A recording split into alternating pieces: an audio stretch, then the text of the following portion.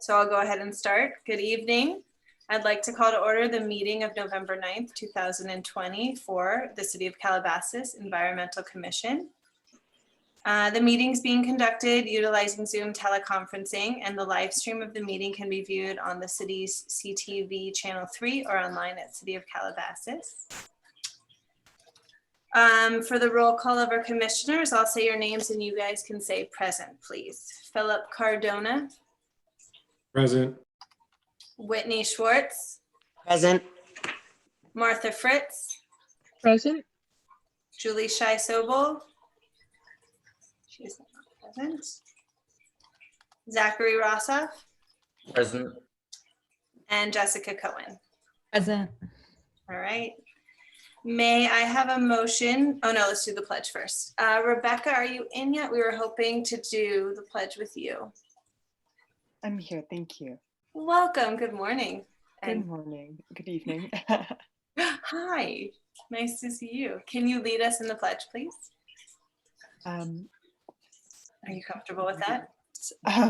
We'll put it up on the screen here. That would be great, thank you. Yeah, of course. Okay, let's everybody stand up. Please, may everyone please rise? And there we go.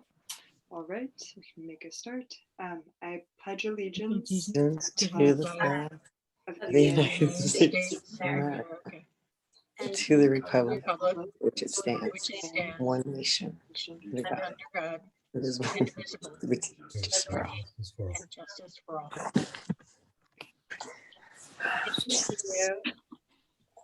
Thank you so much for joining us, Rebecca. Thank you. May I have a motion to approve the agenda? I'll make a motion to approve the agenda. I'll second that motion. Thank you. All in favor? Aye. Aye. Aye.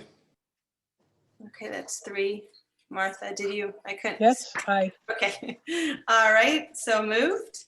And can I have a motion to approve the minutes from, or the minutes from September 1st, 2020? I approve those minutes. And I'll second. Okay. All in favor? Aye. Aye. Aye. Okay, so passed. And so to read our mission statement, Martha said she would do that for us today. Sure. Can you hear me? Yes. Missions of the Environmental Commission of the City of Calabasas is to advise the City Council regarding the stewardship of our environment as it affects the character of the community and quality of life of our residents. We strive to balance those elements that influence the degree to which our community sustains its social, economic, and physical environment while maintaining and enhancing our natural and cultural resources. Thank you, Martha. Brings us to public comment. I see we have some attendees. Does anyone submit any public comment requests? I did not receive any request for public comment. There is one request to make comment on this item number 2, but not anything public. Okay, so that would get us to commissioners' comments. Any commissioners, you can use this time now. So we are on item number 1. Yes. Anything need to be shared or said? We have a busy meeting, so if not, it's okay. Zach is hands up. Zach, go for it. Awesome. Well, first I want to thank Whitney for giving me the resource for the California Wildlife Center. I actually reached out, and Dennis Heeman is his name, and he's going to come on Friday, actually. I'm going to take him on a tour of Calabasas High School, and he's going to give us some advice about owl boxes that we're going to be installing on campus. So that's a really exciting development that's happening with Roots and Shoots, with the Roots and Shoots Club at Calabasas High School. We're also having a recycling drive November 16th through 20th. So I think not next week, but the week after. And then I also want to update you guys. I applied for the Roots and Shoots National Youth Leadership Council, which is the national youth leadership council, I guess, for Roots and Shoots. Self-explanatory. I have not heard back from it yet, but I will let you guys know if I get on. So yeah, that's all I had, but thank you. Yes, question. So the recycling, we bring it to the high school and just drop it off there? Basically like used bottles is primarily what we're going for, but also like cans if you have any. And just like, we'll bring it to a recycling center and hopefully raise like, it's not gonna raise much, like that much money, but like some money for the club, so. Right. Yeah. Great, well, cool. I'll be excited to hear about the owls. Yep, I'll let you guys know.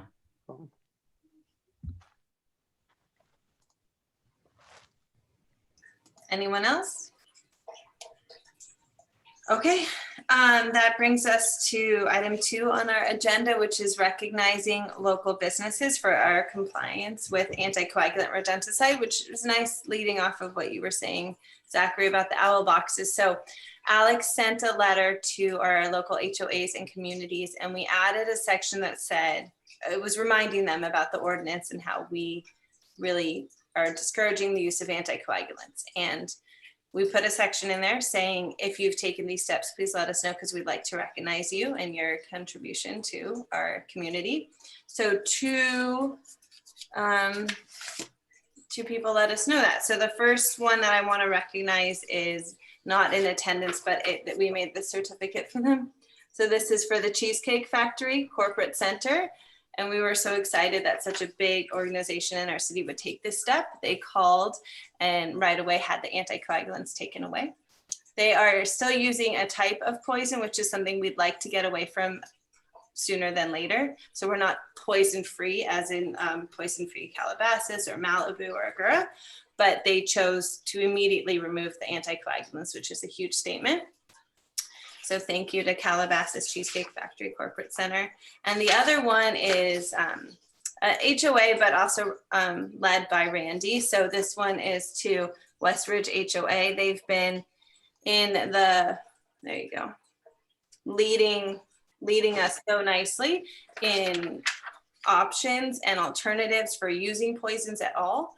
And Randy is in attendance, I believe, and she's going to talk for a few minutes about what exactly they've done in addition to not using anticoagulants. So I think Christine Reno is here.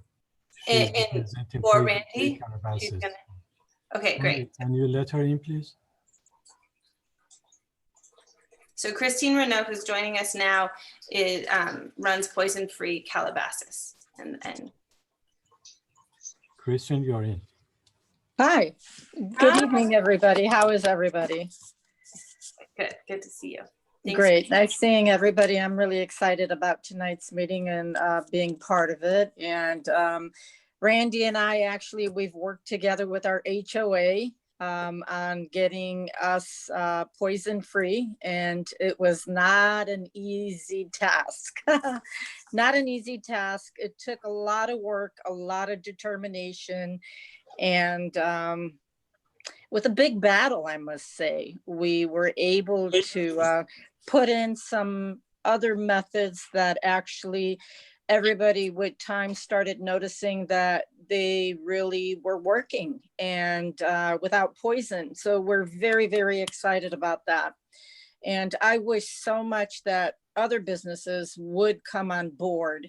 What I would like to say today is that, you know, every time it seems I go anywhere, especially anywhere to any of the shopping areas here in Calabasas, you see these rodenticide boxes 30 feet apart. They're just bombarded with rodenticide boxes.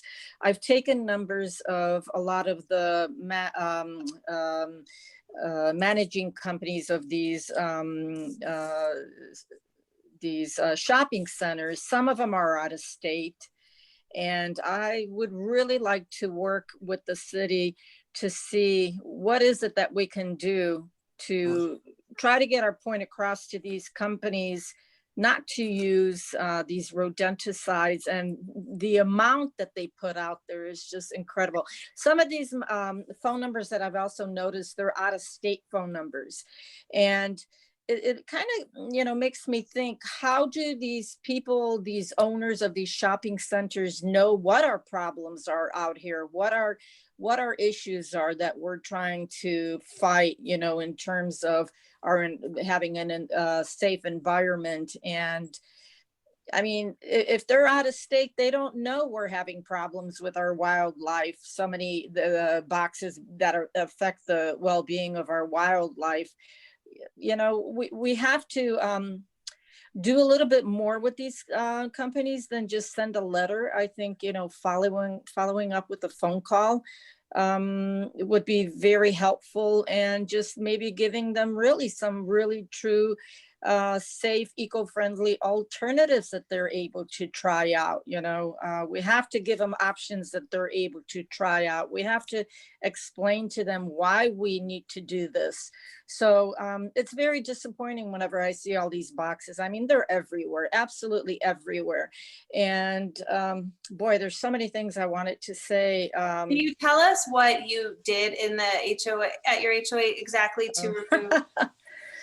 Well, at the HOA, Randy and I, we tried going around to each of our residents to talk to them about the rodenticides, whether or not they wanted it, because the HOA did want to put out many of these boxes and they just did not want to hear anything else. So Randy and I, we walked around to all of our residents and we explained to them what we're doing and why the rodenticide is so harmful to our environment. And of course, some people, when they find out, they totally don't want any, anything to do with it. But then again, you'll come across a little bit more elderly people and they just don't want to hear any other, comments. Did you explain to them the alternatives you were using?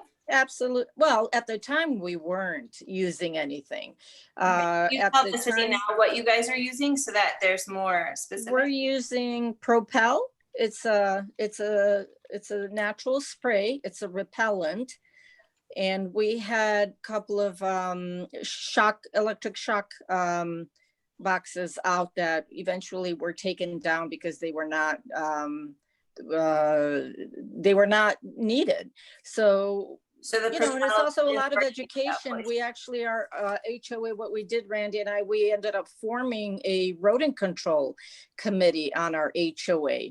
And that was actually something so helpful because we really got to present to all the, the HOA plus the residents, different alternatives that we would be able to use. One of them, again, is the Propel and the shock boxes that we've put in place and we've tried, and it turned out to be extremely effective.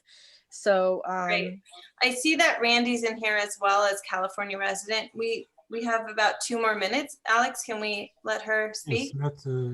Yes, I just asked Tony to let Randy in. Perfect. But we need to make it short because too many items are on the agenda, so we need to move on. Randy, are you in?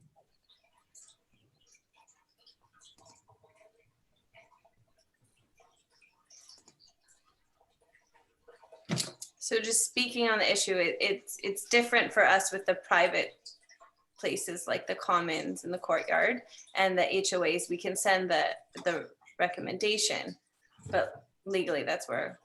Just to give you a background, we sent out letters to 230 different businesses and homeowners association. I received about 35 of them back. Tony, if you can show these envelopes. Wow. Yeah, so these came back and they were not delivered because some businesses are closed, some property management have changed. But we reached out to nearly 200 businesses and homeowners association.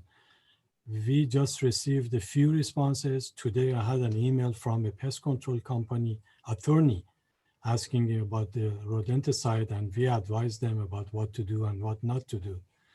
As you know, this is a resolution. We don't have any enforcement mechanism in our resolution. It's not an ordinance, but we keep encouraging businesses and homeowners association and homeowners not to use anticoagulant rodenticide.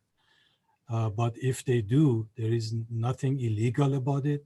And we need to recognize that. And we keep educating the public about the issue. That's why we want to start awarding local businesses to spread awareness and have discussion on the topic and hope for change that way. Is Randy in? I see California resident in. Is that the wrong? Maybe while Randy gets ready, can I also comment something else for a moment? You know, Alex, I know you've recently sent out a letter on the ordinance in City of Calabasas, and especially with the new law passing as, you know, the AB 1788. However, I do have to say that the time between your first letter of the rodenticide ordinance that has been put into place in the City of Calabasas and to the time of the recent letter, that was a 2-year gap, maybe even a little bit longer. And to me, this is something so important that it needs to be sent out once a year. And quite honestly, I think it would be very good to even include like a small survey and ask these owners of these businesses as to what it is, you know, that they're using, and are they willing to look into the possibility of, you know, finding out and learning more about eco-friendly products. And, you know, that way you get them engaged and you get them interested and get their feedback from it. And we're able to go and discuss it further with them. Okay, You can consider that. Randy is in. Let's give Randy a chance to speak. Hi, sorry for the technical difficulties. I tried calling in on my phone, but at any rate, I condensed all my notes to less than 5 minutes, so I'll go as fast as possible. First off, I just wanted to say thank you so much for recognizing Westridge, and thank you. I'm very excited to be here tonight. As Christine said, it has not been a short road to get there, but I'm very happy to report that my HOA is no longer using rodenticides. As a volunteer for Project Coyote and a district leader for Humane Society United States, protecting our pets and protecting our wildlife and our ecosystem is of the utmost importance to me. And in 2018, as Christine said, we learned that our HOA had contracted 80 poison boxes, and we're only 110 homes, but they had contracted 80 poison boxes solicited to them by Venco Western Landscape. And Venco Western, I was kind of surprised because Venco Western is a partner with the City of Calabasas for LMAD 22, for District 22, for landscaping throughout Calabasas Park.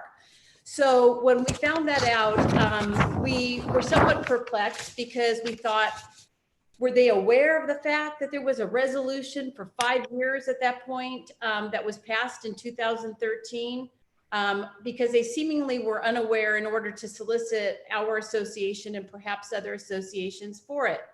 So at that point, we organized a whole group effort to stop the poisons. We had National Park Service wildlife biologist Kathy Schoemaker come in. She gave a presentation. We had Poison-Free Malibu come in and give a presentation.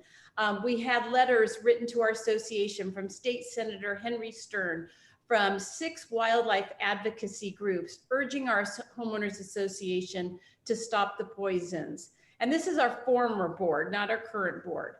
And when all else seemed to fail, we didn't have any other choices, we thought at the time, but that to order a peaceful protest. And it was all permitted by the City of Calabasas, by the former city manager, Tony Corrales. It was signed off by Public Works. It was signed off by the LA County Sheriff's Department.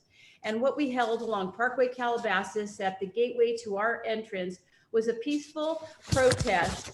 And we shared information with our residents, with neighbors, with other communities on what exactly we could do to altogether to discontinue all the poisons. And most people did not realize that these poisons were responsible for the deaths of our local mountain lions, for the mange in our bobcats, for all the predatory birds that were ingesting it as second, anticoagulant rodenticides. So The protest was picked up by KNBC News, and it was also broadcast live on Facebook by Jane Velez Mitchell, who's a broadcast journalist. And most people that we spoke to, as I said, did not know that the poisons were responsible for all these wildlife deaths. After that, as Christine said, we formed a rodent control committee. And following that, we sent out a survey to all the residents in our community and asked them, do you want the HOA to use poisons? And it came back that the majority of the residents did not want the HOA using poisons. And now what we have done as a result of that is we sent them out a whole brochure, and we do that, we remind them periodically, probably twice a year, that of the fatal effects of using rodenticide. And then we tell them about safe, non-toxic options, which are what our association is using at our front gate, which is Propel. We have Pest Masters, which is a PCO, a pest Sorry, control Randy, I have to operator. interrupt you. Your time is over. Can you? Okay, close it? I'm in conclusion now. Okay. And we use Propel, which is sprayed on once a month by our homeowners association. And we had used in the beginning Good Nature A24 traps, but there's no longer being used because what we found was Propel works well on its own. In addition, we have 2 barn owl boxes, which are intended for nesting barn owl families. And just tonight, I have to tell you, I saw a bobcat stroll right through my backyard, and it reminded me of the importance of sharing with our neighbors and with our community that we should not be using rodenticide.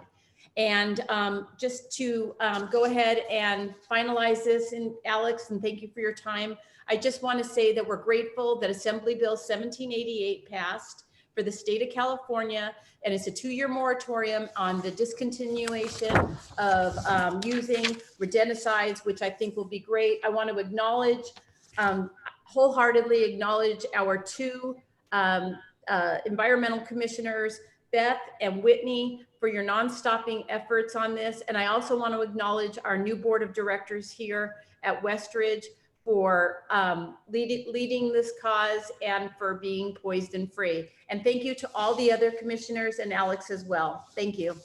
Thank you. Thank you, Randy. Good to see you. So that's good. I'm glad we're starting this and spreading more awareness on this issue. But that moves us on to our agenda item number 3. So we'd like to welcome Rebecca Peters, who's joining us from Oxford. She's a former environmental commission like Zachary and Rebecca, and has stayed in touch with Alex. So she's going to do a presentation for us now. Welcome. Thanks for waking up early to be with us. Thank you all so much for the warm invitation to join you this evening. It is about 3:30 a.m. UK time. So I'm really thrilled to be joining you, and it's wonderful to be back with the commission after all these years. I'm going to just switch over to share screen, and please let me know if that is working okay. It's working. Can you see it all right? Okay, Yes. Let me put it onto presentation view for just a moment. Oops. So here we go. Excellent. Okay, great. Here we are. Wonderful. So as Beth kindly shared, I was really proud to serve as a student commissioner on the Environmental Commission from, I think it was it 20, oh my goodness, it must have been 2007 or so until I graduated high school in 2009. And I'm a proud alum of Calabasas High School, and have been kind of all over since then. So I'm really thrilled to be here to get to share a little bit of that story with you, and what I'm up to now, offer some perspective on the path ahead, and speak a little bit about that. So as a quick overview, I'll be chatting a bit about my background, thinking a little bit with some of the younger residents of Calabasas who might be watching this about how to think about undergrad and graduate programs, and generally about environmental careers. Share some areas of opportunities and ways to engage with pathways forward, and offer some closing reflections, hopefully allow some time for questions. So I wanted to start off with thinking about how we learn about the environment as young people. So many of you will see this as quite familiar. We learn about the water cycle. We learn about precipitation and surface runoff and groundwater. But when we learn about the system, we learn about it as a closed cycle. We see the water, we see the environment, but what we don't see is people. We learn about the hydrologic cycle as being separate from humans, at least we did in my early hydrological education.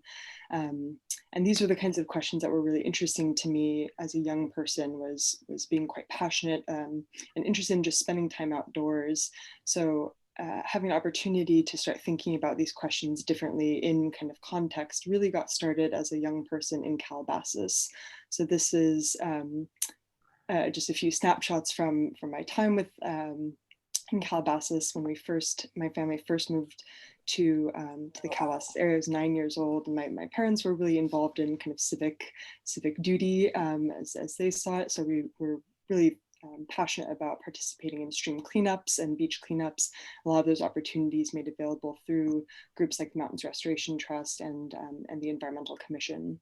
So I had the opportunity to join the Environmental Commission as a student rep. It seemed like an amazing opportunity to get involved, to learn about what young people can do for their local environment. And I'd say it really was that formative time, those years on the Environmental Commission, that I became aware of what local people can do. And a particularly pivotal moment was really around that creek restoration. And that's the top right corner with the creek restorations underway, where I could see the kind of the physical benefit of people getting involved in their environment, raising public funds to be able to restore the natural environment to its beauty. And I also started to learn more broadly about issues about the environment across the United States, particularly around issues related to environment and justice. So we're so fortunate in Calabasas to have really involved and engaged city council, and to have a lot of opportunities made available. But as I became more aware of the kind of disproportionate impact of environmental harms on communities of color in the US, particularly how race is the most significant predictor of a person who lives near contaminated air, water, or soil, it's something I felt really passionate about being able to address going forward. So my pathway in environmental public service, just a bit of an overview, is after graduating from Calabasas High School, I started at Cal Poly San Luis Obispo, where I was, I'd been really kind of planning to take an engineering approach. I was very inspired by a number of the members on the commission and by the work, particularly of environmental engineers, and kind of being involved in the physical kind of fixing of the environment. But that sort of pivoted following a Engineers Without Borders trip to Guatemala, where I saw a lot of the kind of the social side of environmental issues, and I wanted to learn how to better engage with that. So I transferred to UC Berkeley, where I studied environmental science and international development economics. I was able to pursue their minor in global poverty, which had an applied component to it, where we were expected to do field work and to do community engagement in a particular project focused on issues of poverty and inequality. Largely as a result of that education, that experience, I was really fortunate to join a scholarship program called the Truman Scholars, which is named after Harry S. Truman and is a living memorial to the president that helps pay for graduate school, but more importantly, is a community of dedicated public servants and people who plan to spend their lives working in public service. And that opportunity opened up working at the World Bank right after graduating from undergrad, and then managed to shift over to the UK, where I am now. So in 2014, I started my master's study in the UK. I did a master's in development economics, followed by a master's in water science and governance. And since then have worked in China with the Asian International River Center, with the Mekong River Commission, and the Nature Conservancy. And now presently I'm back in graduate school, seems like 13th grade, but I'm doing my PhD and will be finishing imminently. So I'm back, I'm now at the University of Oxford, and we'll be really excited to share a little bit about that research with you. But to touch on some of the overarching themes that have cut across this work from the time of being very young all the way up until now, are really being committed to understanding issues of inequality and justice related to the environment. And what is it particularly about environmental injustices that are so important to address, and finding collaborative and local solutions to those problems, while addressing some of the transnational and transboundary issues related to climate change. This is largely kind of underpinned by that kind of early commitment to understanding when you have great opportunity, what do you do with that? What do you do with that responsibility? And that's something I'm very grateful to my parents for, growing within my sisters and I, is the sense that when you have a lot of privilege, it's to understand your position and to be able to do something good with that. And part of that to me was really learning how to cultivate an open and curious mind, how to ask questions, how to be able to work across different languages, cultures, and value systems. So that can be within the state of California, where we have tremendous ideological and cultural diversity, or it can be working in Southwestern China. Wherever you are, you'll be working with people who are different than you are. And that's something I'm really grateful that I've had the opportunity to engage in so many different contexts. And of course, as a PhD researcher, a lot of my commitment is around being able to conduct independent and thoughtful research to inform good decisions. We wouldn't want to come to an environmental policy without having done substantial research and understood the pros and the cons in any direction. And I think that that's really important to touch on. And then to think about your individual actions and how that fits into a larger collective.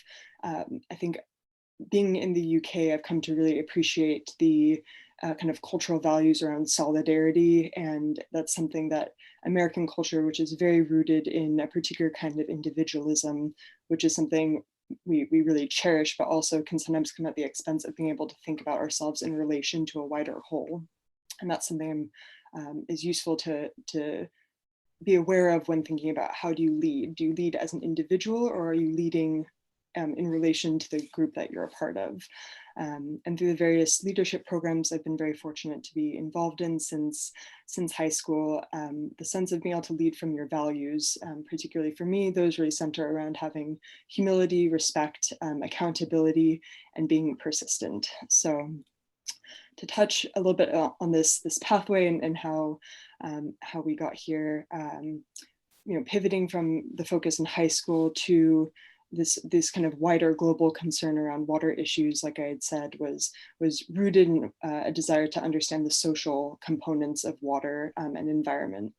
But particularly there was something about water that I thought was so important as a irreplaceable resource that's essential to sustain life. We need water to grow food, we need water to drink, we need water for fun, for kayaking, and for fishing. So because water touched so many fundamental aspects of both human life, but also biodiversity and ecological health, it seemed like one of those issues that was really worthy of sustained engagement and study. So while at Berkeley, I had the really good fortune to lead the Berkeley Water Group, to teach a course on water and human rights, and really kind of dig into these issues quite early on at a young age that I don't know if I would have been able to have the opportunity at any other educational institution. There was something really special about the environment at Berkeley that was incredibly supportive of investing in undergraduate education and original thought.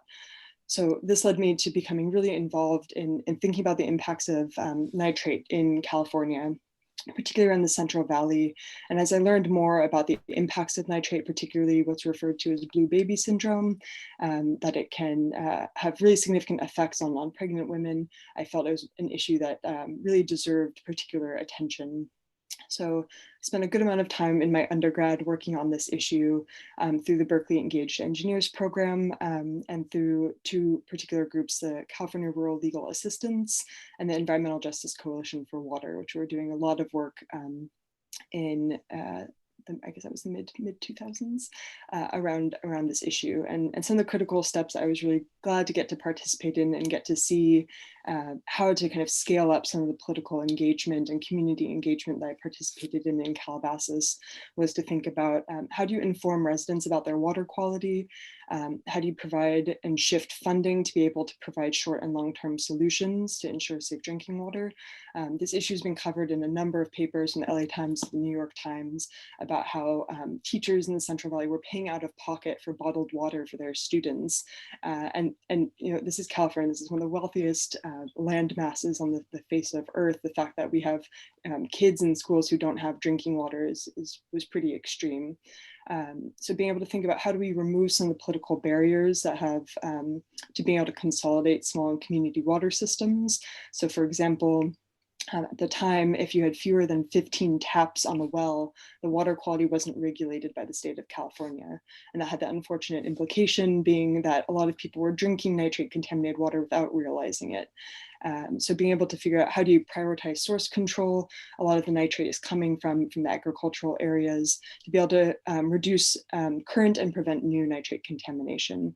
And what was really interesting about this is that combined a lot of the kind of technical, kind of hard science work that I was really compelled by in my early study with the kind of the social and applied nature of environmental problems. This work sort of pivoted when I was participating in the global poverty program for my minor, because I got really interested in Bolivia and Mexico, particularly in Bolivia, where drinking water services were privatized in the late 90s as part of kind of a wider ideological shift around privatizing public resources. So I really wanted to understand what were the implications of that in Bolivia, where the water was privatized, and then there was a massive social movement rejecting the privatization of water, particularly around increased water bills, before water provision was actually improved alongside the increase in payment.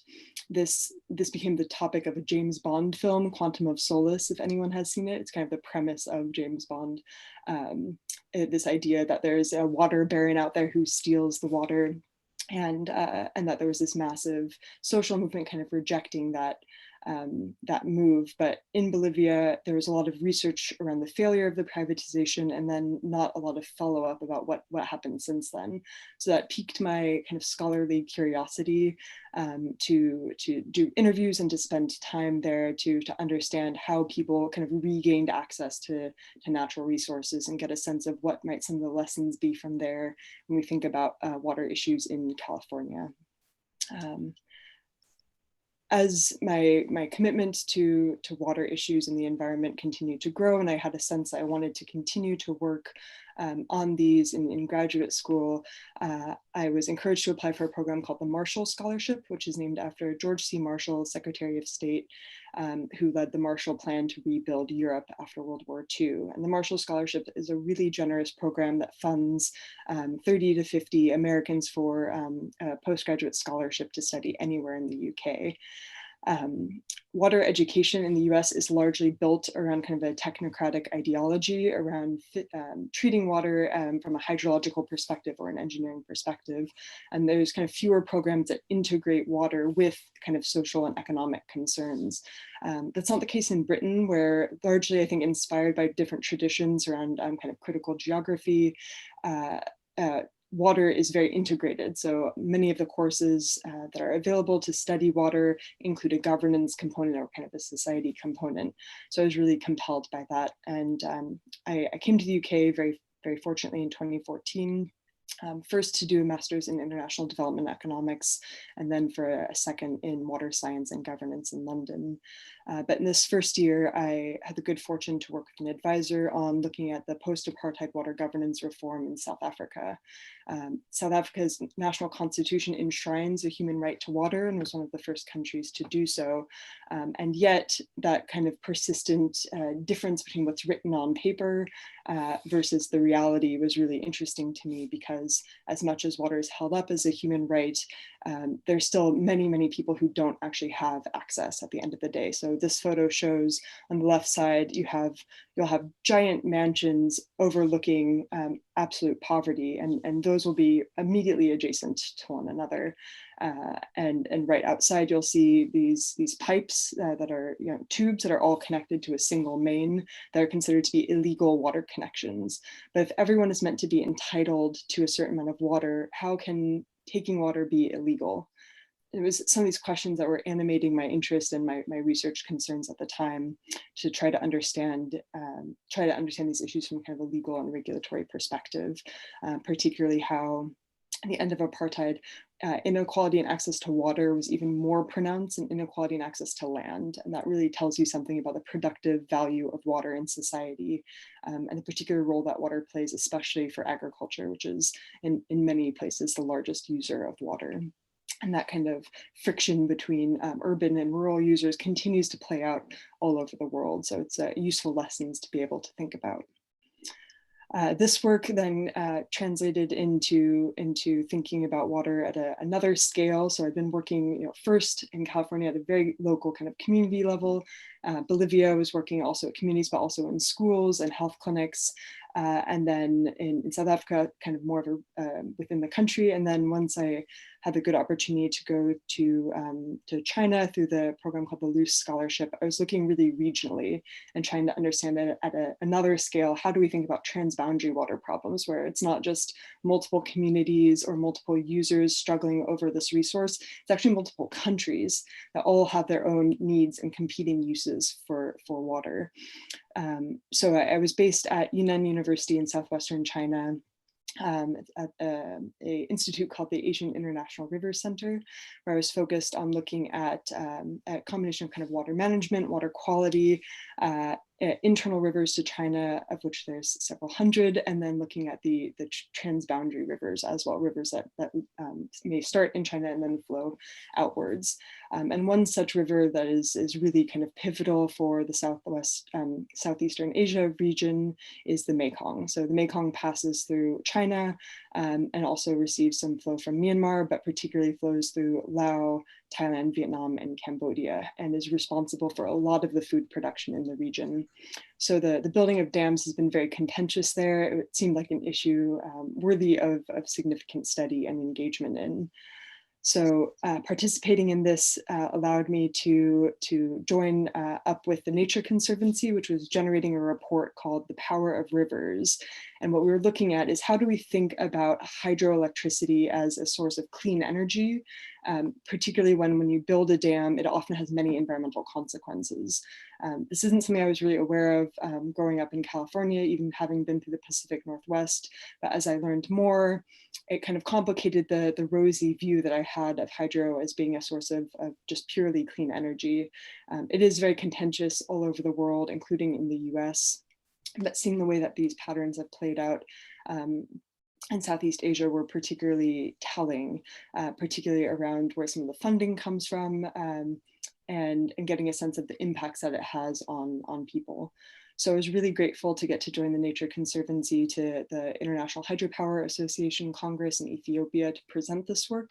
The Power of Rivers report is available on the Nature Conservancy's website, where we have sort of built out a business case for how to integrate hydropower into other forms of basin planning, typically reflecting a lot of that kind of technical view that a lot of people have of water resources.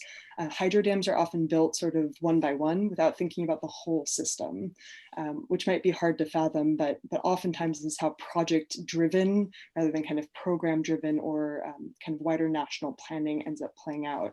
So rather than being able to think about a whole electrical system or the whole energy production, it's oftentimes just one dam and another dam and another without thinking about them in relation to one another. So the idea of Power of Rivers was to build out a view of what it could look like to really think at a systems level about energy production and about how dams can fit into a wider system. That brings us to Bangladesh. So after working across all of these different scales and trying to get a sense of where could I be most effective as a researcher, as a scholar. I had the good fortune to come join the University of Oxford, particularly on this program called Reach Water Security that was funded by the Department for International Development and now the Foreign Commonwealth and Development Organization. So the University of Oxford was awarded a 7-year program of research focusing on water security with a mandate to improve water security for 10 million people by the end of the grant period in 2022. There are 3 programs of focus: Bangladesh, Ethiopia, and Kenya.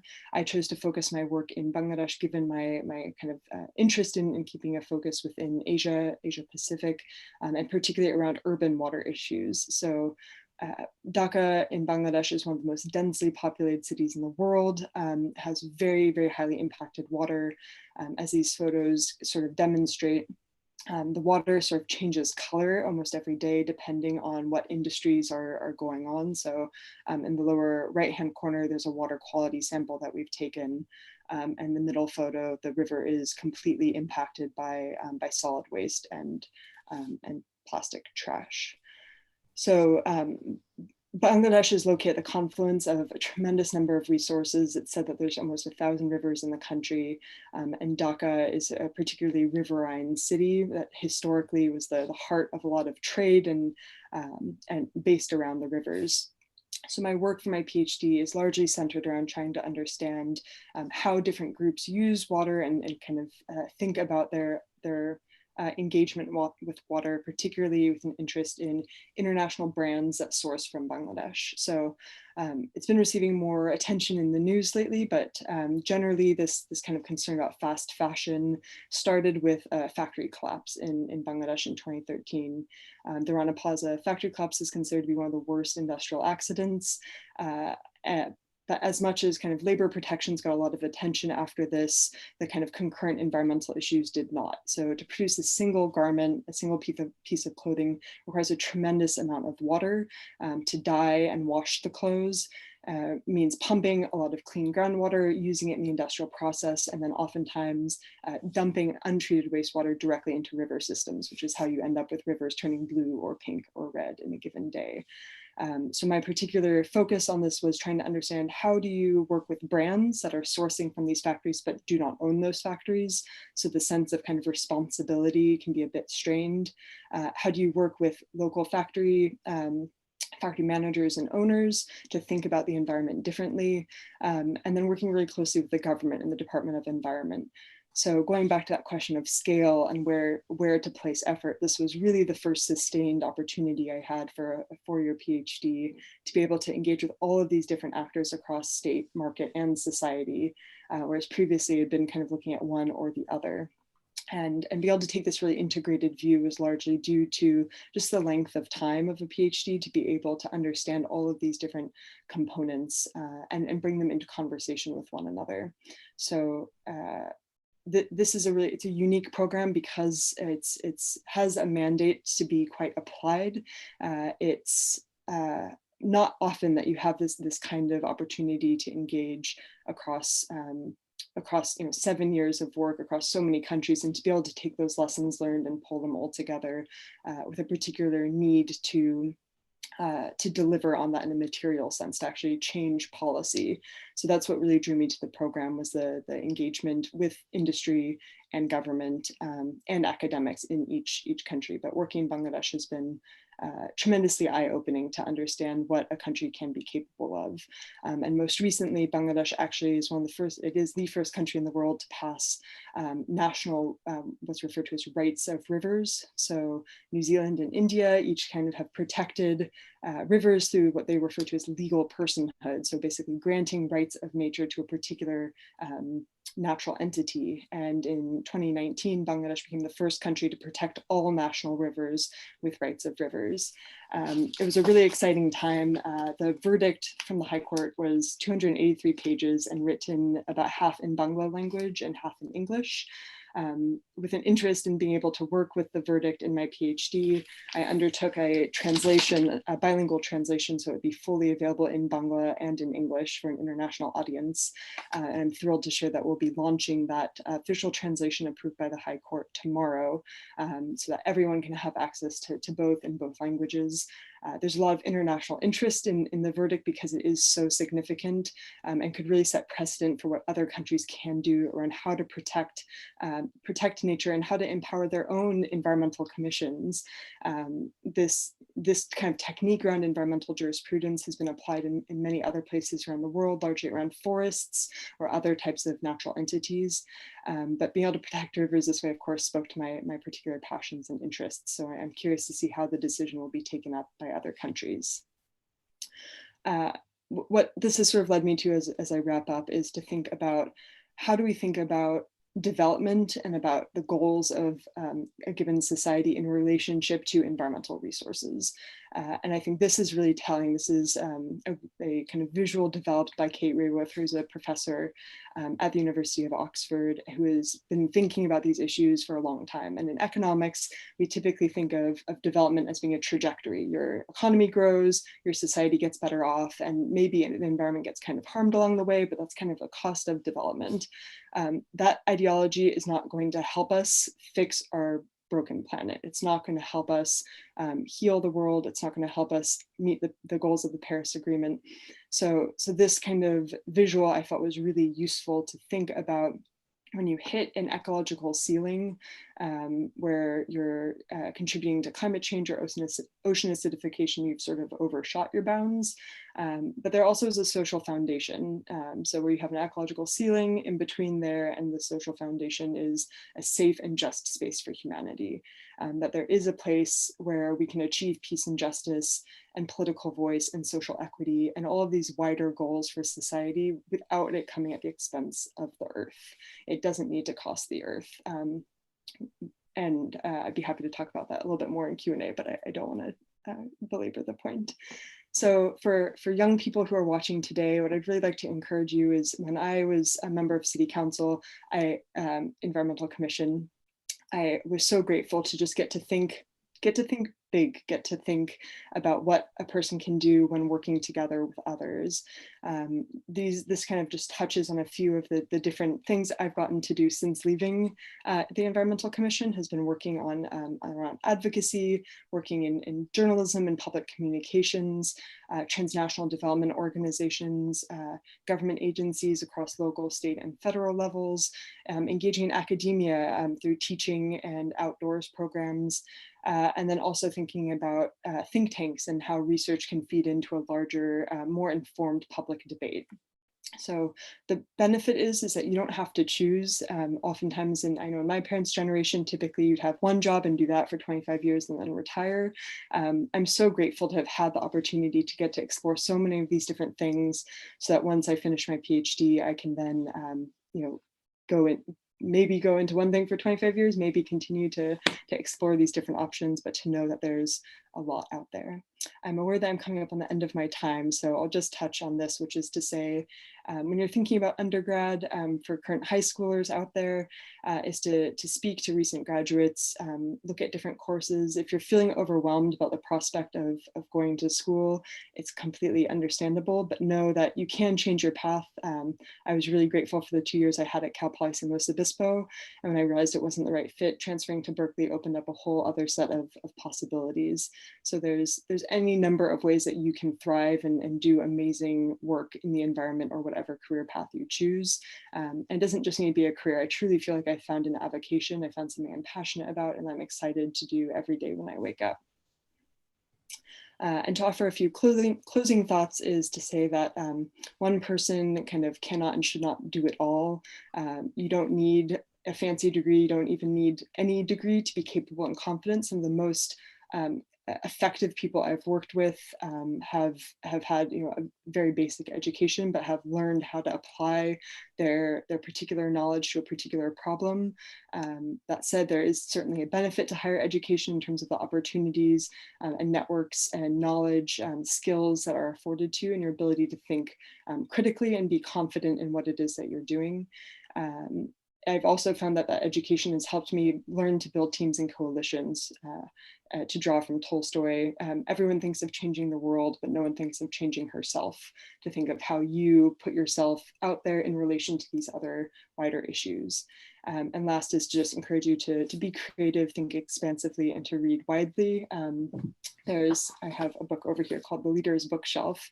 I love learning from Admiral Stavridis, from other kind of public figures, and one thing that they all have in common is they read voraciously.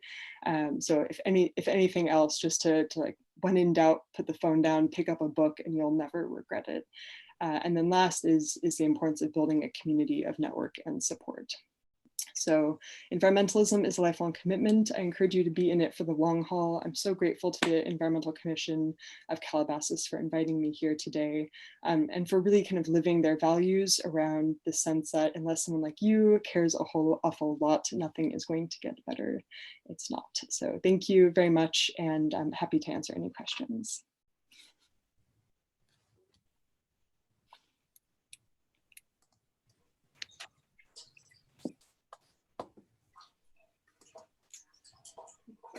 That was amazing. I love hearing everything about it, especially the Laura quote at the end was happy. I don't have any questions right now. I took pictures of your screens. It was very inspiring. And Can I say a few words just to why I just wanted to say why I invited Rebecca, because she was our student member for I think 2 years, and Rebecca and her family received the Environmental Excellence Award in, I think, 2007, if I'm not mistaken. The whole My parents family, they're on the call right now. I see Laura is on the call also. The whole family was greatly involved in environmental achievements. So they were recognized by the Environmental Commission in 2007. And the last time I met Rebecca was by accident in Paris, near the Eiffel Tower, and just crossed each other and said, "What are you doing here? Wow. What are you doing here?" So we have always been in touch, and I'm so grateful to hear what she has achieved all these years. And I thought it was a good topic for our student members, for our college, high school students, to see one of their alumni, what she has achieved over the years, and this was great. Thank you, Rebecca, for all the time. Thank you for giving. Sorry to keep you awake until this time, but hope you enjoy your time in Oxford, and hope to see you soon. Thank you. Thank you so much. It was really a privilege to be here, and wonderful to have the opportunity to speak with you all. Thank you. I'd like to say something real quick. Can you hear me? Yes. Okay. You are eloquent, worldly, experienced, wise, empowering, and inspiring. I am so grateful to be here at this meeting, and I'm just blown away. I think it is so cool that you are on the commission.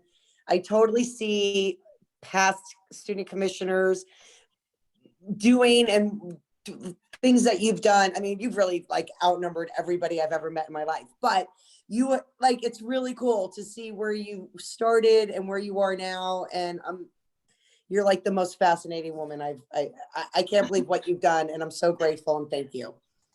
Thank you for that. That's very, very kind of you. Of course. I see Laura. Anybody else? Okay. Our attendees, do they want to speak or what? Do you know? Rebecca? Maybe Susan Fredericks has her hand raised. There you go.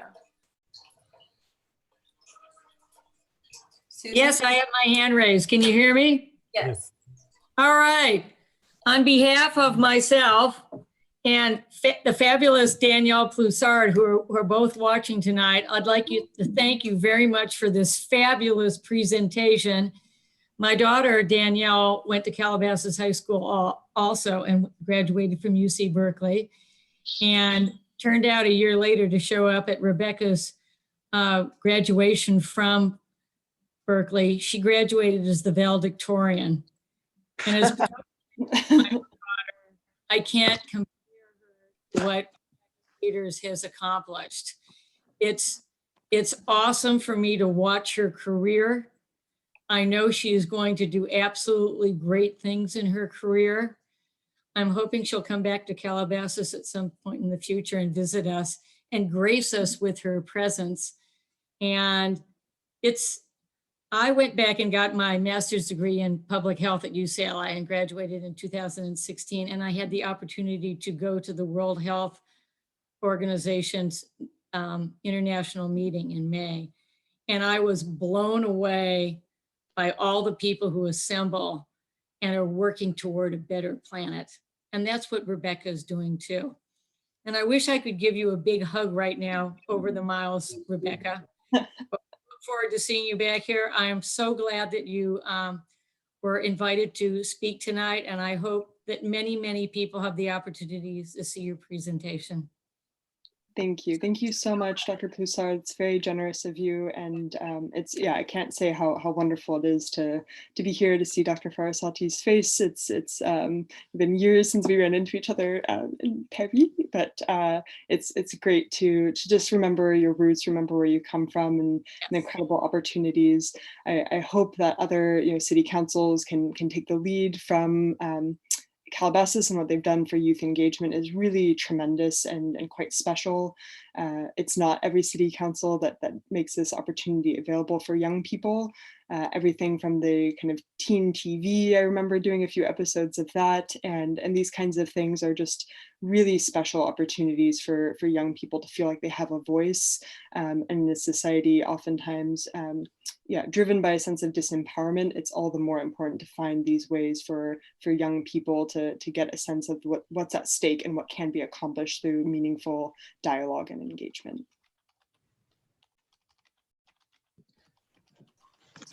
Hi, Alex, can I interject or ask a question?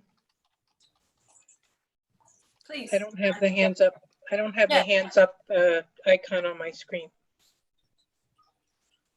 Yeah, Martha, we hear you. Go ahead, please. Okay, Beth. Well, I wanted to ask, I looked at the graphics on the slide before the very last one, I think it was, and you had quite a long list of partners in creating solutions. But I very noticeably missed seeing businesses. And I come from the business world. And so I'm wondering, have you had any experience in creating jobs? And do you know, or do any of your programs at this, you've gone to all these great organizations all over the world, fabulous and highly competitive schools and programs. Do they talk about business and creating jobs and how that interplay works with trying to work on environmental issues? Because I feel like when I look at your pie chart, it's missing. I see nothing about business and job creation there, and people in Bangladesh need jobs, and they need, infrastructure. And so that comes from capital. And so a lot of, the environmental goals that you have are very idealistic, but when they're put into practice, it comes down to engineers and municipalities and creating governance and proper civic, codes and all the rest of it that put that stuff into place, which has to do with civilization. In Calabasas, we're blessed that we are highly civilized. We have a very highly talented municipal group that regulates even, what things go down our storm drains. But in Bangladesh, they don't have that. And that's how the plastic ends up in the ocean. So I wonder if you have any comment about how you interact and engage with businesses and municipalities in their infrastructure and business approach to environmental reform. Yeah, absolutely. That's a great question. I think an earlier slide, I had some images of brands that I work with in Bangladesh, that source from Bangladesh, as well as the major industry association that oversees the 5,000 factories that produce garments in Bangladesh, the Bangladesh Garments Manufacturers Export Association. Garments account for 86% of the economy in Bangladesh. It is heavily dependent on exporting textiles and garments around the world. Certainly the point is not at all to take away from the importance of that sector. It is tremendously valuable to the national economy. Interestingly though, Bangladesh has about 200 environmental laws on the books, including really significant rules around water quality, water regulation. The rules are there, but the enforcement and the observance of those rules is quite low. And I think a lot of that has to do with kind of a question around in the polluter pays principle, and the idea that if you damage the environment, you're responsible for cleaning it up, oftentimes can be in conflict with other economic goals of saying, well, if we internalize the price in the environment in our costs, then it'll drive costs up, and then businesses, brands will source from elsewhere. So a lot of my work is in trying to understand, what would it take for brands to pay a fair price for those garments? What would it take for factory owners to manage their wastewater and be willing to pay the cost of running their effluent treatment plants? So that kind of touches on the infrastructure side of things. And oftentimes also, I think what was in that pie graph, I'll be very happy to share the presentation. But a lot of really effective work has happened at the association level. The difficulty, I think, in asking individual brands or individual businesses to take up this mandate is that it puts too much pressure on one institution to try to address it all. So rather than saying, this individual business, that individual business, it's about looking more collectively across how businesses can work effectively together. And a really good example of this is a group called ZDHC, the Zero Discharge of Hazardous Chemicals. It's a group of now hundreds of clothing brands, athletic wear, et cetera, that have gathered together and said, we're going to commit to phasing out harmful chemicals from our supply chains by a certain time, and adopt that into our business principles. So that's, I think, a really effective way for businesses to get involved. Is oftentimes those kinds of individual decisions that can be really daunting to take up. The question of how will this affect our pricing? How does this affect our business model? It's much easier if there's a kind of an industry-wide decision that they're going to do something about it. So a similar kind of logic was applied with child labor. The question was, well, how can we stay competitive in the international landscape if we don't allow child labor, then the prices will go up, et cetera. But the truth is there's some moral principles that are just too important to ignore. So when it comes to child labor, that was a clear win to say this is a zero forced labor supply chain. I think it is possible to do something similar, that businesses have the scope to be able to adopt these things. It's about making environmentalism as cost effective as being non-environmental. And that, of course, requires the role of municipalities in enforcing existing rules and helping businesses to understand how they can effectively apply those rules and stay competitive in these very complex international supply chains. Let's go to the next question. I thought Zach had his hand raised. Zach?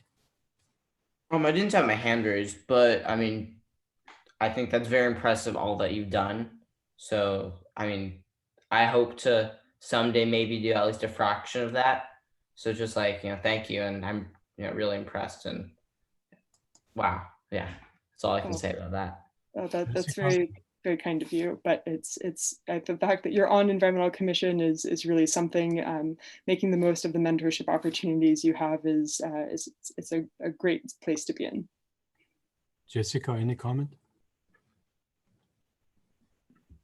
Yeah, thank you so much for sharing. I'm very impressed, and it was great to see all the different possibilities that I could do in my future with environmental work.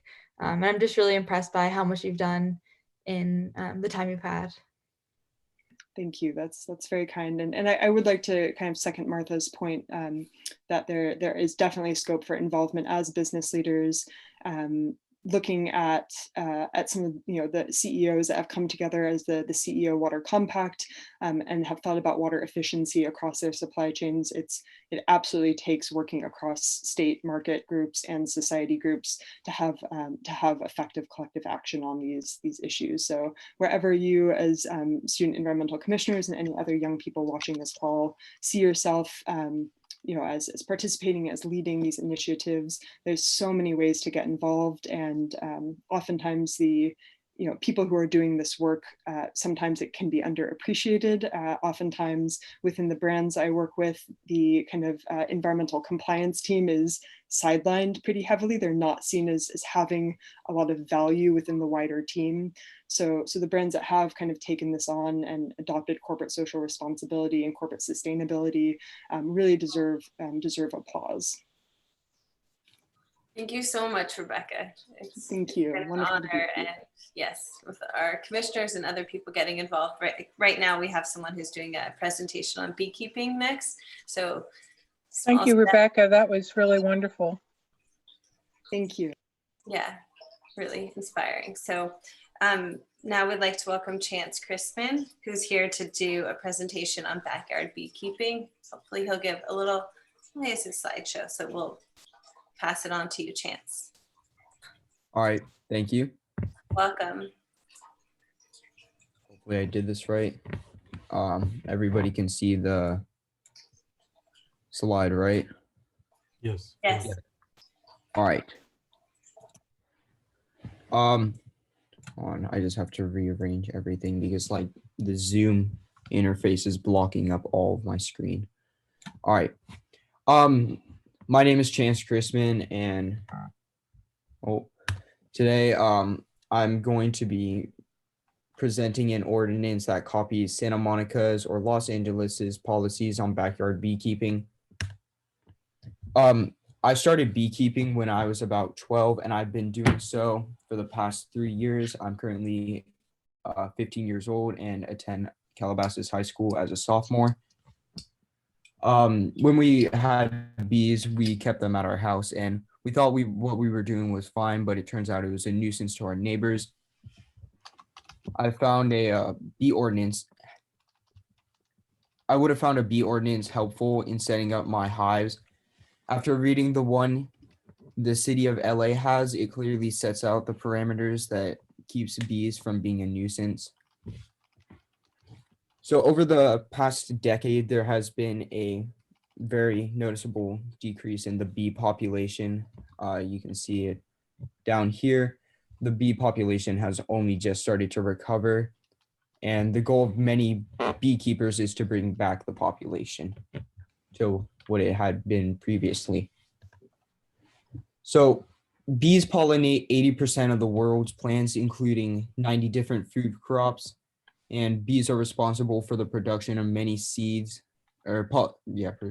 many seeds, nuts, berries, and fruit, which serve as a vital food source for wild animals, and also 24 different species of bird prey on bees. I'll just do a short little highlight of this, but locally, where we live, bees pollinate up to 30% of the food we eat, and small-scale urban beekeeping allows bees to live in more natural conditions, which can significantly increase their survival rates. So what this ordinance would entail is, I'll just go over this briefly. The number of hives is limited to 1 for every 2,500 square feet of lot area. Hives are not located in the front yard of a lot. Hives are located a minimum of 5 feet from the side and rear lot lines, and a minimum of 20 feet from public right-of-way or private streets. A 6-foot wall or fence or hedge is located between hives and adjacent lots. A water source for bees shall be provided at all times on the property where the bees are kept to discourage bee visitation at swimming pools, hose bibs, and other water sources on adjacent public or surrounding property. And all bee colonies shall be kept in inspectable hives consisting of movable frames and combs. So possible concerns regarding this may be most bees used in beekeeping are Italian honeybees. Italian honeybees are not aggressive. Italian honeybees can sting but will not unless provoked. The intention of beekeepers are not to hurt or harm bees. This was kind of a big deal after Jerry Seinfeld's Bee Movie, and it kind of painted beekeepers in a bad light, but that's more industrialized beekeeping. And beekeepers do not rob beehives of necessary honey to be self-sustainable. They only take excess.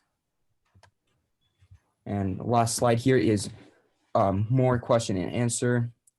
Will bees be everywhere?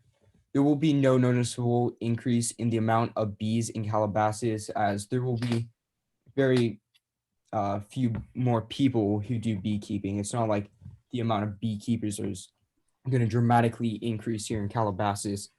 It's just to set parameters for those people who want to beekeep. What if bees swarm? Bees rarely swarm, but will if they find their location unfit. With backyard beehives, they have everything they need. There was a hive that swarmed in the middle of AC Stell when I was a student there, and no one was stung. Will bees sting me or my kids? Not unless they are provoked. Bees do not sting out of nowhere. And that's it. That's all I have. If you have any questions, please ask. Thank you, Chance. We were talking earlier how I went into LA once into Eagle Rock and saw a beekeeper there and how close the homes were, and it was safe and controlled. So what is the status of your bees right now in your backyard? Did you have to move them all? We had to move them. We moved them to Chatsworth. No, wait. It's one of the Somewhere out of our city. Yeah. They're far away. They're with on Valley Hive property. That's where we get our beehives from, and that's like the main company that provides them around here. Okay.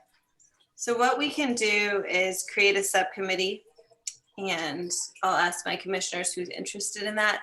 We'll gather, and then we can talk with you, compare the ordinances that you did. Is this a summary of both LA and, what did you say, Malibu? And Santa Monica's. Santa Monica's, okay. It's not the full ordinance, it's just Right, the main highlight. Who's a magic lady? One commissioner was mentioning maybe making sure, maybe we could, yeah, we'll discuss it for sure. Is anyone interested in a subcommittee? Martha has her hands up.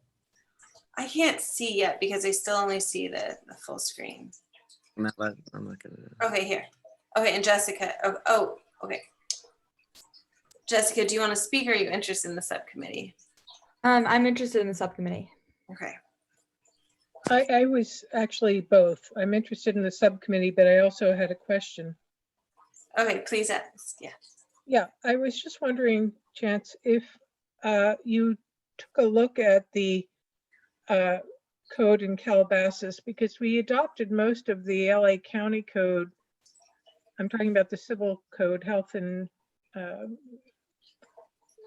forget the exact name of it, but the health code from LA County, and I kind of remember beekeeping being in there. Did you check there? I was told by the city manager that there's nothing in the Calabasas code that directly addressed beekeeping and backyard beekeeping. Okay, well, I'm surprised because we went through the whole LA County code and basically we adopted all of the county code except we revised it when we thought it wasn't pertinent. And I'm surprised that there's nothing in there, but it certainly would be useful to have a more comprehensive code. I just wanted to make that comment that, you know, to check it in thoroughly. So I think that what you've presented is very useful. I have a few suggestions and we can talk about it in our subcommittee if we get to that. Okay. Zach, did you have something to say? Yeah, so first off, I'd like to be part of that subcommittee. I was actually wondering, could Chance be part of that subcommittee even though he's not on the Environmental Commission? Yes. Yeah. Right, Alex? And then also, I want to like comment on that presentation. I think it was very good, and you definitely did a lot of good research, which is very good. I also want to highlight the environmental benefits of bees. You know, I learned in my environmental science class this summer about this thing called ecosystem services. Basically, like it's what nature naturally does that provides benefits for humans. So for instance, like trees provide oxygen and they suck in carbon dioxide. Coral provides a home for fish. In this case, bees, they pollinate, which Chance touched on. They provide food for birds, which Chance also touched on. And they provide honey and food for other animals and humans as well. So I do think bees are a very important part of nature and the ecosystem.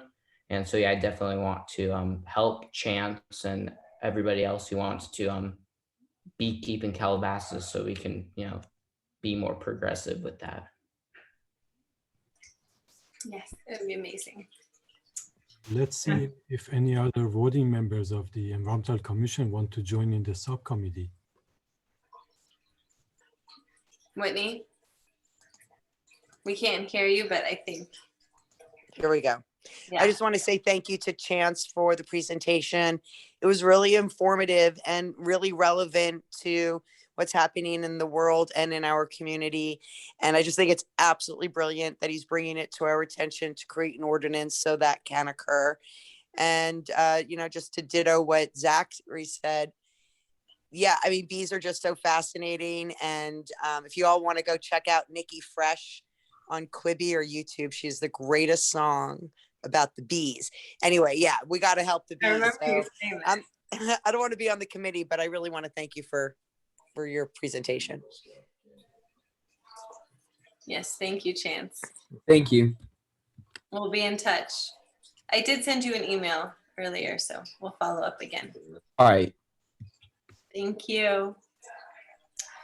All right, so that brings us to the selection of drawings for our calendar contest that we do every year. It's exciting. It was a little bit different this year because it was all done at home. But we have our winners. There's some that we do need to vote on. So I'll walk our commission through that had ties. I will share my screen so you can see who we've selected.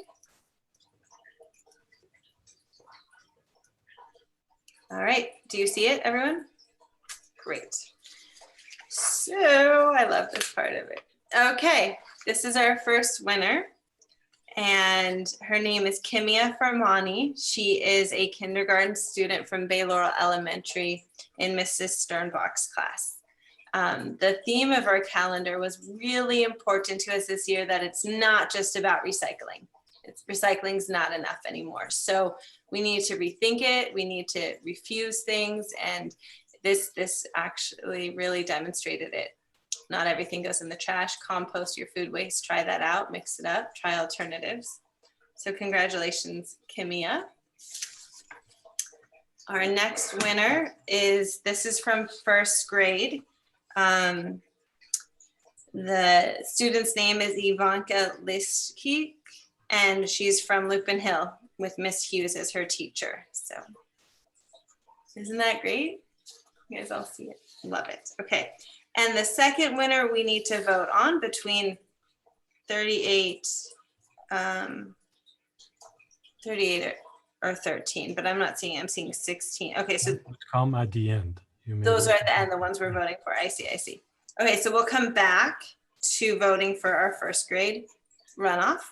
So now we're into second grade. Here you go. Reuse things every day, please. Bring your cutlery with you. It's easy. You can order it online and just keep it in your bag. Love the little bag there. So this is 16, which is the winner is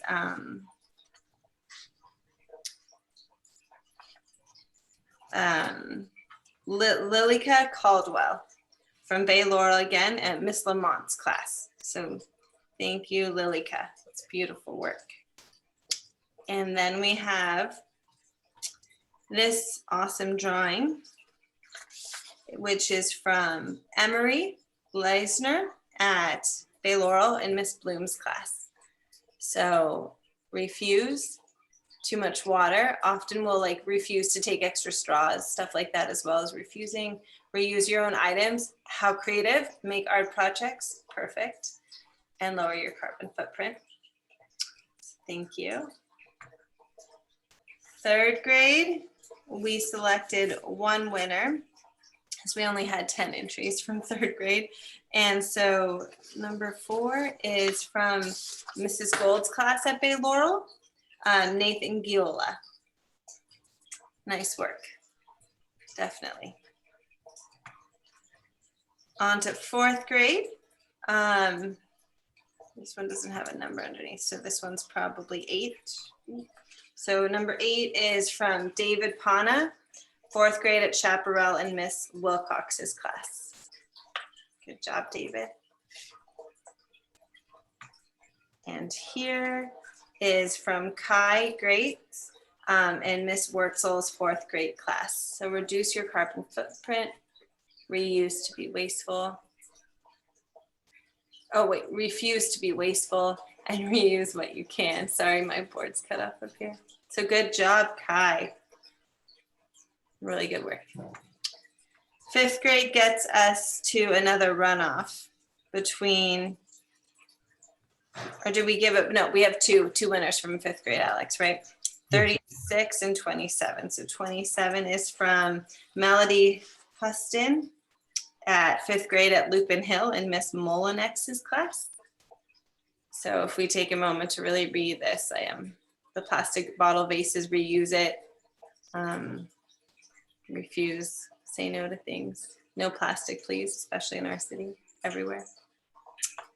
So congratulations to Melody. And this one is 36, I imagine. I'll tell you who that is.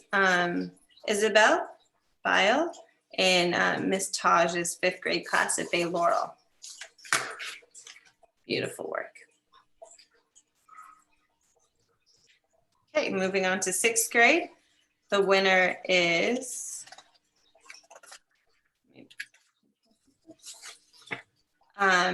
Samuel Ford from A.E. Wright Middle School, and the teacher is Miss Hatfield.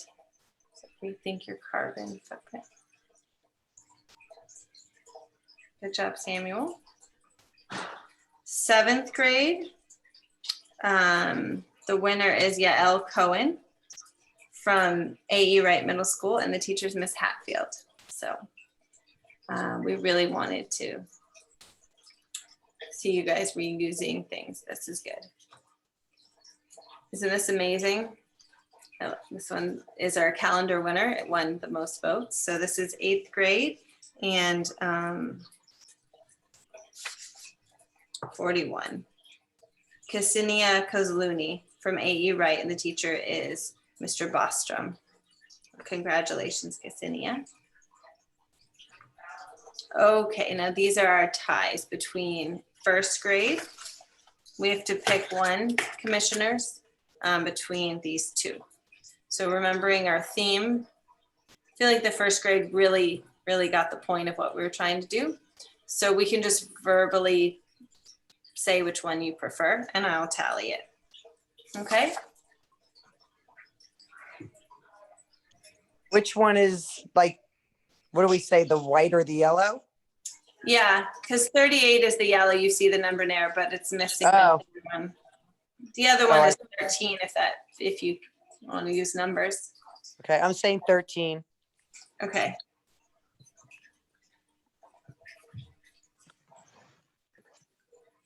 They're both so good. I know, right? 1st grade did really good. Yeah. Call out your number, please. Philip? 13. 13? Yeah. Martha, Zach, Jessica? I like 38 because of the color and the vibrancy of it. Okay. I like 38. Oh my gosh, I'm gonna be the tiebreaker. Haha. That's great. That's great. I like the one on the left, 13, right? Oh, good. Yeah. Zach, you didn't vote yet? Yeah, No, he didn't. not yet. Okay. So then I'll go with 13 too. So that gets 4 votes for 13. So 13, and Alex, I might need your help here going back to No, I make a note Oh, of no. it that we go with Alex- 13. Alexandria Lawson. That's our winner from Lupin Hill Elementary, and the teacher is Miss Kurzegia. Congratulations, Alexandria. Thank you, but they're both so good. So Hamza also from Lupin Hill. That's the one we were torn on. Good job, both of you. Thank you. Keep trying, and next year, please enter again. And this is our 8th grade, where we're torn between. That is really hard. It's hard. No way. Oh Okay. my God. Look at this. 4 or 23. We have to vote for. There is no number, so you may want to go with left and right. Yeah. Okay. Yeah. I'm going to say left. Sorry, what are the numbers on these? How are you identifying them? I'm actually not sure. Alex is saying do left and right, but I'm going to need to announce the winner to know the name. So tell me left or right, and I'll work on finding the actual number. Okay. Whitney says ocean. Okay. Ocean will be left. Yeah. Ocean. And head. Okay. Oh man, that was tough. Damn.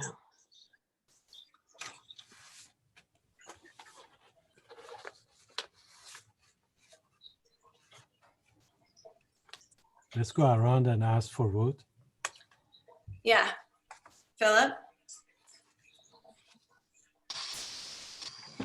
I mean, the ocean's beautiful. It just doesn't really get our theme across, right? Yeah, I'm gonna go with the one on the right. I guess you're right. It doesn't. But it's beautiful. Yeah. So If other it's people so get the theme. look at the ocean's garbage is a big fat problem.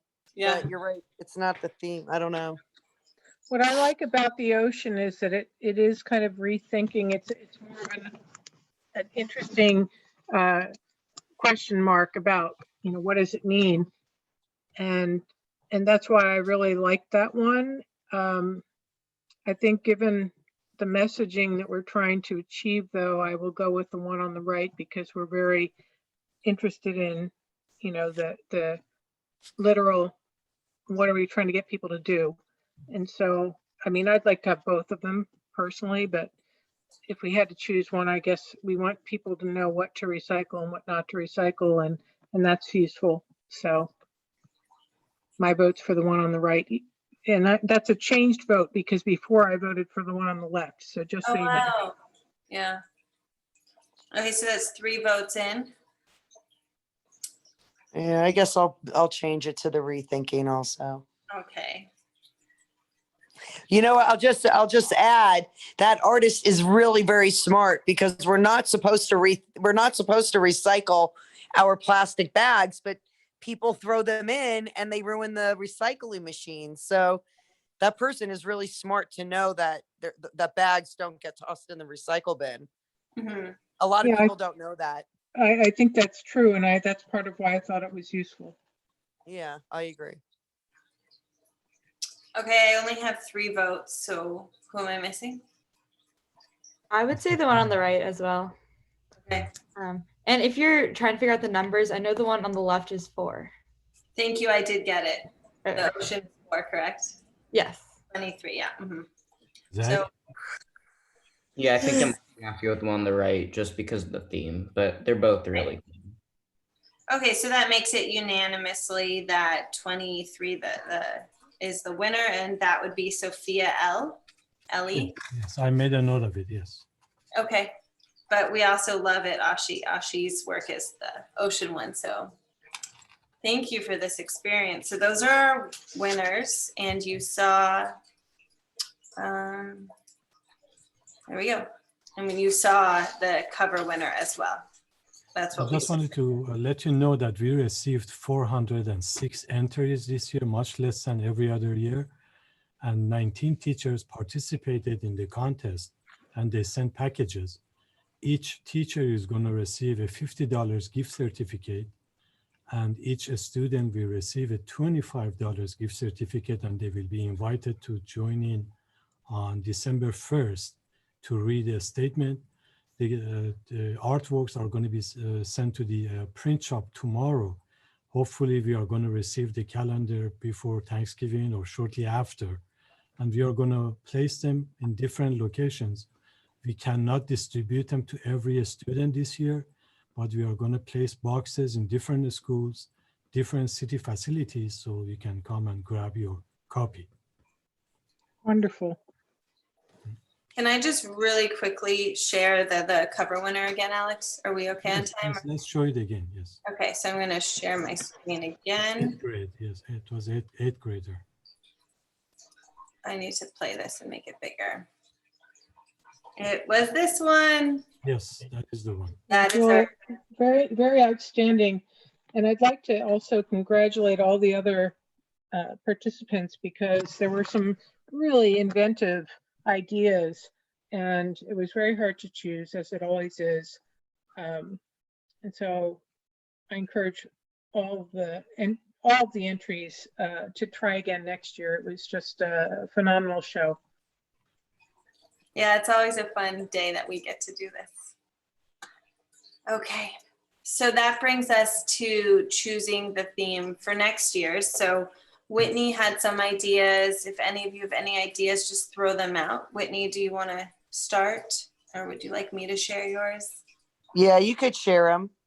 Okay, so Whitney was thinking, she had such good ones. Was it an email I got, maybe? I think I might have texted it. Okay, I'm pulling it up soon. Okay, the planet needs our help, and this is what I do. Or I help protect the planet by, or instead of doing this, I now do this to help protect the planet. Maybe that there needs to change from recycling a calendar to help protect the planet. Let me give you a heads up. The funds for this project, for printing calendar and for purchasing gift certificates, come from a recycling fund from your waste management taxes that you pay. So per the state requirements, the fund should only be spent on reducing waste and promoting recycling. We cannot choose any other title with this fund. So let's focus on something that is related to the reducing waste and encouraging recycling. How about reducing waste? This a reducing waste theme. Whatever, but it has to kind of relate to recycling and reducing waste. And it should be understandable for little kids to be able to imagine it and put it into drawing. Well, I think that the first grade, some of these young kids really showed up and showed us that they understand more complex issues of our situation. So maybe what if we just stuck more with what we just did? Rethink the R's. Did it this year, and we really wanted to get that across. So assuming next year they're back in the classroom and they can have discussions about this. I also like the idea of making it a question, open-ended, kind of creative that way. Because this year we got a lot of kids just using the words like inappropriately, even incorrectly. So if we were to stick with that, questions, anyone else have any other questions with recycling? Well, I think my suggestion is that we focus on food waste, since that's something people don't know as much about. That's and I would ask the question, how do we recycle food waste? Or what's the best way to recycle food waste? Yeah. There's a lot about that people haven't really delved into. Because I mean, it's also not even taking excess, right? So if it's so specific to recycling, how do we limit food waste, or how do we something? How about benefits of food waste recycling? how does food waste recycling would benefit environment, something like that. Not the green bin. I like that. And then the kids could try to turn it into how they use their green bin at home, how they use their blue bin at home. Making them realize and acknowledge those bins are there for a reason. Yeah, I like it. Well, I like Alex's. That's very targeted, Alex. I We guess do- there's some benefits to being that targeted. Actually, we have issues with people recycling food waste, and we need to encourage that. I mean, a lot of food waste go into trash can versus go into our food waste bin. People can ask waste management to deliver them food waste bin that they can compost rather than putting I've it in the called them system. so many times and they never know what I'm asking for. Mhm. Do any of you guys have the compost bins at home from Waste Management? No. What are you asking them? For a compost bin. Ah, It's a I compost don't have can that you can one request. because we, What is it, Alex? It's a compost can, a small can that you can request from Waste Management for Yeah. composting food waste, and they teach you how to do it. So I didn't know that is that a free service, Alex? it is a free service. You just have to request it. That's interesting. I don't think very many people know that. If I don't, I'm sure a lot of other people don't. Yeah. Okay, but just asking on this topic of food waste, like, isn't part of it refusing it before it gets too far? Like, so do we want to just target to how we handle it after we have the food waste, or how to prevent it? Well, so maybe it needs to be a little bit broader then, because I agree, limiting, cooking only what you're going to eat is one way to reduce food waste. Be economical in your use of food, reduce waste, plan your,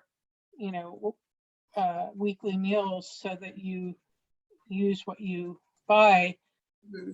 There are so many things kids could say about that one topic, but we don't want to limit them. So, but in the past, I think we've had more trouble when we go too broad. So, what, Can we all just think for a minute, if we have the food waste topic, how we can word the question? Because we probably have like 3 more minutes on this. If we all have one way to share, it might help. how do we deal with food waste? Okay. Okay. Any other sentences or comments? Mine was, how should we handle food waste? But I don't know if that would even guide them to preventing it, right? No, that would include prevention. It would? That would be part of it. Okay. Any other ways to word it, guys? Crew? Food waste and recycling. How do you kind of tie that in? That they're both ways of reducing, but they're different, like the food waste goes into the green bin and the recycling goes into the blue bin. I don't know, just trying to elaborate. I can reduce food waste by, it can be like an open-ended sentence. I like that. To me, that's very complex. I mean, I think that's a harder topic, but I'm all for it. I like the idea. Honestly, if people put food waste in their trash, they really should stop because it's disgusting. I used to dump our food waste in our trash, and then we started composting. Even if you don't compost to make your land better, just keeping your smelly food waste out of your trash, and it's not supposed to go in your disposal either. So it's really great when you keep it out of your trash and put it in your green bin. But I don't know how many people know that. Jessica? I really like the idea of a more open-ended question because I feel like it'll lead to more variation in the different entries, and also I feel like it'll allow the kids to look into it more so that they get more out of making the drawings, like they're actually learning from it. Do you have a way to word it more open-ended? Because what we also have done in the past is put in key vocabulary, like as a teaching point, if we want to do that, where it's not in the question. Yeah. I like the last one that you said. I can reduce food waste by. Yeah. And if you want to put in keywords, you could put like talk about the different trash bins or composting or one of those things. Green bin, I- compost, what yeah. else? Yeah. By Maybe the green bin, blue bin, compost, and recycle. I don't know. That's just recycling? Can we recycle food waste? no. I'm just trying to have them understand that that's what the blue bin's for. Oh, getting blue bin in there as well. I don't know. Know your bins. I don't know. And then also, I think like for that vocab, I guess we should put like somewhere that those are like optional, because I feel like a lot of the people that submitted like tried to like put every single word into their I know. Yeah. So like kind of like make it so that we get like more diverse drawings rather than just everything piled into one. Okay. Yeah, you could put those words like as suggested, or like you could put like some things to think about or something like that. So that If it was in the classroom this year, teachers would have had the freedom to have the conversation and brainstormed other words and done more with it, potentially. But I agree, we'll have to make sure that's optional because I saw that. Okay, so then it seems like in our allotment, Alex, we're saying I can reduce food waste by. Should we vote on it? Yes, let's have a motion and vote on it. I love it. I vote yes. We'll make the motion first, please. Should I? Go for it. Yeah. I make a motion that the theme of the recycling calendar is I can reduce. I can reduce food waste by. Anyone second that? Martha, you can do it. Well, I'll second. Oh, I can do it. Okay. Okay, good. Yeah. I'm not sure about the wording, but All in favor, say your name so I can write your name down. It's hard to hear. that's too limiting to me. I can Whitney. reduce, you're talking about reducing, you're not allowing if you're literal about that, then you wouldn't be encouraging people to talk about what you do once you have it. Once you have the food. So how to reduce food waste is one topic, and what you do when you have food waste is a different topic. So We have a motion on the table. Let's talk about that motion first. It's open for discussion. Okay. Let's read the motion one more time. Whitney made a motion to approve the theme for next year's calendar to be I can reduce food waste by. Okay. And Philip seconded that. All in favor? Or do we discuss first? I think you want to. Discuss it first. Oh, okay. We're discussing. And if there is no discussion, you then know we what, can I take it. actually on second, so my discussion on that would be that I'm okay with it, with the idea that maybe in a future year you would follow up with what you do with what you end up not being able to reduce. If that makes sense. Put it in the green bin and you compost it. Right. But what we're telling them now, and the expectation now is that you're going to get answers like, I'm going to think ahead about what I want to eat. I'm going to, use what's in my refrigerator. I'm going to be economical with, so it's more about economical practices, not as much about recycling. I can handle food waste. Is that better? I can handle food waste by buying less food, or I can handle food waste by composting it. That's a little bit broader. I think that's better. Okay, I can handle. Handle? Is that a good word, guys? No. It's weird. A weird word. Handle. I can consider, I can think about food waste. I can.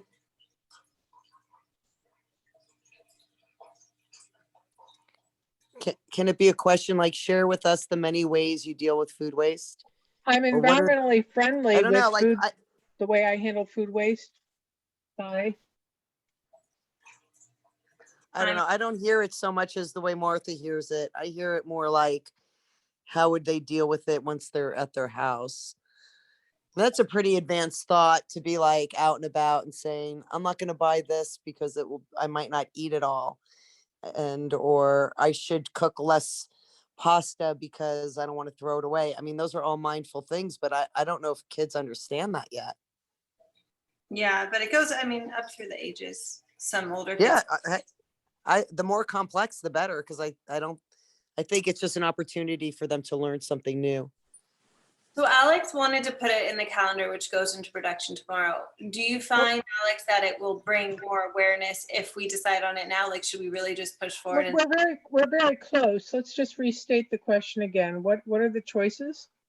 Either I can reduce food waste by, I can handle food waste by, but we didn't like the word handle. I need a synonym. Reduce? I already had reduce. That was the first one. Oh. How about Minimize? I can recycle food waste by? Yeah, that's good. But I do want the 8th graders or some people to be like, buy less food. You know what I mean? And recycling is just saying what I'm going to do with it when I have it. And That's true. I agree with you, what you're saying, Beth. But we also do have a mandate to deal with the recycling issue, since that's where our funding comes from. Okay, I'm cool with that. You can say like, I can reduce and recycle my food waste by. I'm cool. I like that's that.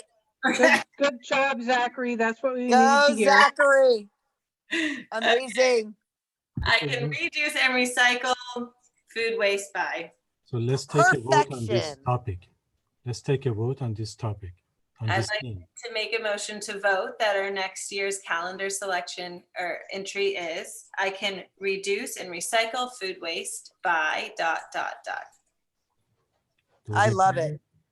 Yes. Yes. Did you need a motion, Beth? I thought I made a motion. Okay, I'll second the motion. Okay, all in favor, raise your hand so I can't see you all, but all in favor.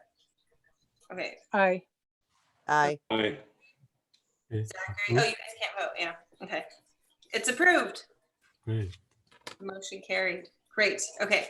So where are we on our agenda then? I think we're almost done. Updates on our city's environmental programs, Alex. How we doing? I just would like to provide you with a quick update in just 2 minutes. We are working on designing the green street for different streets in the Calabasas. Primarily it's on Las Virgenes Road, north of 101 freeway, where we have a lot of dirt parking on the dirt side of the shoulder on the west side of the street. When it rains, a lot of dirt is carried down to the street.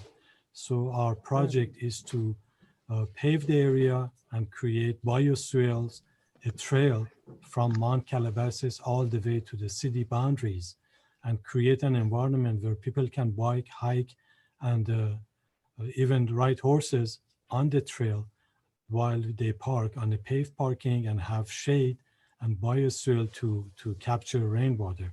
So that project, we have already secured about $2 million of funding. We are working on the design. Hopefully we can go out to bid in the beginning of 2021 if all design work is done and completed. So we are working hard to make that happen as soon as possible. As you know, we completed the 2 charging stations, and we recently were reimbursed for those fundings. And we are happy that people are using both charging stations in the Anza Park and Tennis and Swim Center. And this concludes my presentation. I think Martha has a question. Well, my only question is, do we have any way of knowing how many people use the charging stations? I don't have any statistic. I can ask EVgo about how many people have used them. But the way we have seen it from a distance is that it's constantly being used, and EVgo has promoted it on their website, and whoever has a charging station can locate it easily if they are in the community.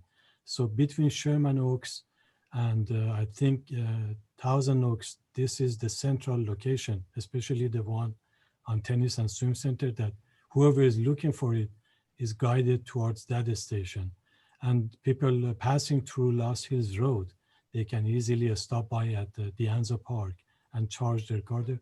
And since these are fast chargers, they can fully charge their car in less than half an hour. So many cars just stop by quickly, charge, and move on. That's great. I'm fascinated about this and how that the interplay with the private sector and how people are, there's a whole niche of people who are looking for these stations and targeting them as a way to go from point A to point B. Do you have a feel about it? Is there a lot of need that is unmet? I'm sorry, I didn't follow you. Is there a lot of unmet need for charging stations? Are they getting a lot of, so much use that people wish there were more of them? I haven't heard any complaint yet.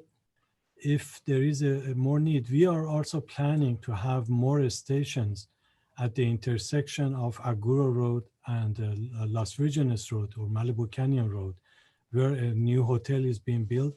We have designed a park and ride facility. We call it a smart park. It's in design phase actually as we speak, and we are going to have 3 more charging stations in that smart parking. So that will be coming soon. That's also in partnership with EVgo. So that's another project that is coming down the pipeline. Hopefully we can complete it by 2021. All right, well, thank you for that. And the last thing, we just announced the Environmental Excellence Award. CAL gives Environmental Excellence Award. The nominations is ongoing at this time. If you know of any entity, any individual, any nonprofit, for-profit company, anybody who has a major impact on the environment, we like to receive the nomination. You can fill it online and I automatically receive it.